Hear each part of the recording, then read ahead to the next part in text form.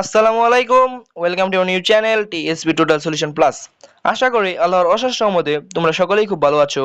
আজকে আমরা সমাধান করতে চলেছি নবম শ্রেণীর স্বাস্থ্য সুরক্ষা বইয়ের 24 পৃষ্ঠার ছক।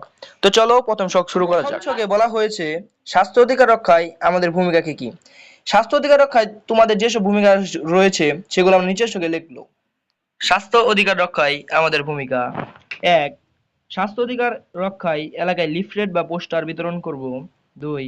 বাড়ির কেউ অসুস্থ হলে নিকটস্থ হাসপাতালে নিয়ে যাব। ৩. যেখানে সেখানে পানি জমে থাকলে তা পরিষ্কার করে রাখব। ৪. বিভিন্ন রোগের টিকা দেওয়ার জন্য এলাকার লোকজনকে উৎসাহিত করব।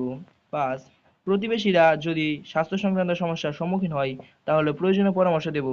৬. সভা সেমিনার করার মাধ্যমে এলাকার মানুষদের সচেতন করব।